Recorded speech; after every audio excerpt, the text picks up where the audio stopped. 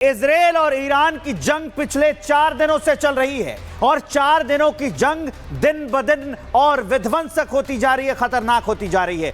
दोनों देश एक दूसरे के सैन्य ठिकानों पर और ईरान तो इजरायल के रिहायशी इलाकों पर हमला कर रहा है। कई लोगों की जान जा रही है। इससे जुड़ी बड़ी खबर सुमित बताएगी। और इस बीच बड़ी खबर आपको बताएं, ईरान पर स्ट्राइक को लेकर आईडीएफ की तरफ से बड़ा बयान दिया गया। करीब 100 ईरानी मिलिट्री ठिकाने जिन पर हमला किया गया, आईडीएफ की तरफ से जानकारी सामने आई है। ईरान की 33% मिसाइल लॉन्चर्स को जो क्षमता है उसे तबाह कर दिया गया है। लगातार बड़े हमले इजराइल ईरान पर कर रहा है और आईडीएफ ने जानकारी दी है कि 100 ईरानी मिलिट्री ठिकाने जिन्हें टारगेट किया गया है और इसके अलावा 33% जो मिसाइल लॉन्चर क्षमता है वो भी ईरान की तबाह कर दी गई है।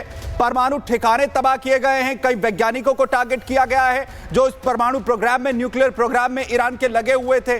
और जब पलटवार ईरान की तरफ से हुआ है तो जवाबी हमला और भी भीषण है। ये तस्वीरें हम आपको बता रहे हैं। इस बीच एक और अपडेट आ गई है, वो जान लीजिए। ईरान के केसमान में, केरमान जगह है, ईरान के केरमान शाह में इजराइल का हमला हुआ है। ईरानी मिलिट्री ठिकानों पर इजराइल की बमबारी हुई है। तो ईरान के मिलिट्री ठिकानों को एक बार फिर से इजराइल ने निशाना बनाया है और कैसे तबाही मचाई है, इलाके को धुआं धुआं कर दिया है, वो तस्वीरें हम आपको दिखा रहे हैं। ये ईरान का इलाका है, ईरान का केरमान शाह इलाका।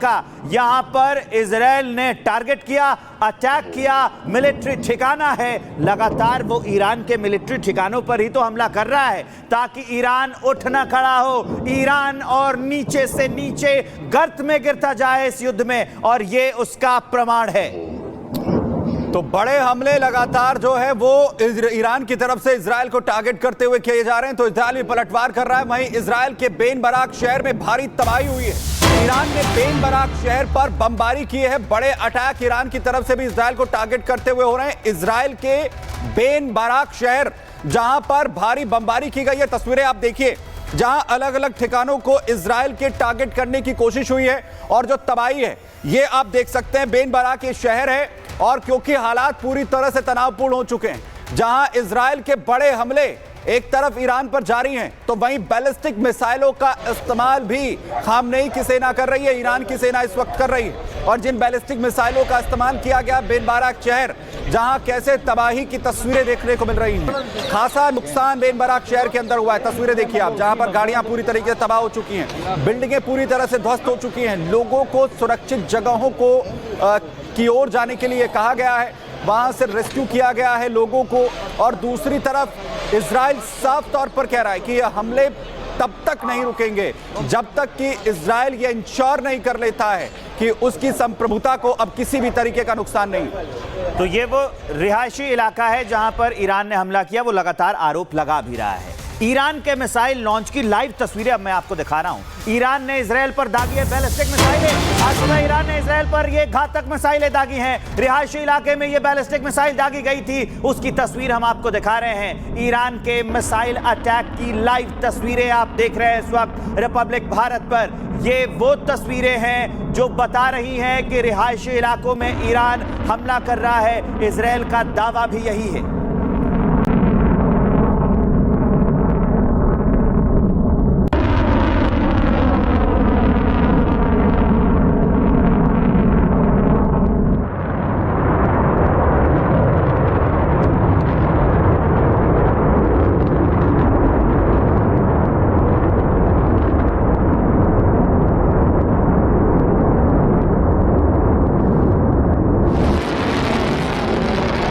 बड़े हमले लगातार हो रहे हैं तो वहीं इजराइल को टारगेट कर बैलिस्टिक मिसाइलें दागी गई ईरान की तरफ से। ईरान ने बैलिस्टिक मिसाइलों का इस्तेमाल इजराइल के अलग अलग ठिकानों पर किया है, जिसकी तस्वीरें लगातार सामने आ रही हैं कि कैसे इजराइल के आसमान में इन बैलिस्टिक मिसाइलों को देखा गया और अलग अलग जगह जिस तरीके से बेन बराक शहर की जो तस्वीरें वो भी हमने आपको दिखाई। और ये वही बैलिस्टिक मिसाइलें हैं जिसके जरिए अब इजराइल को नुकसान पहुंचाने की कोशिश लगातार ईरान कर रहा है। देखिए जरा,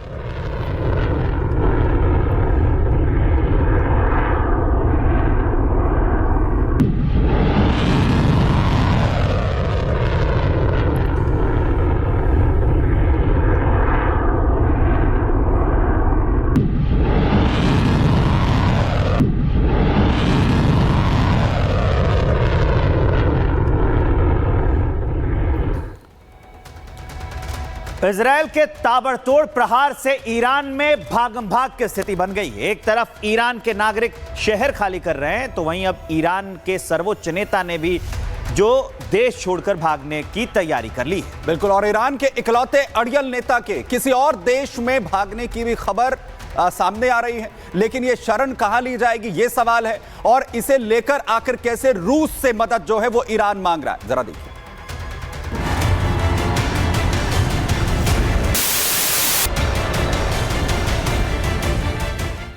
इस वक्त ईरान और इजराइल में एक जैसा ही मंजर देखने को मिल रहा है।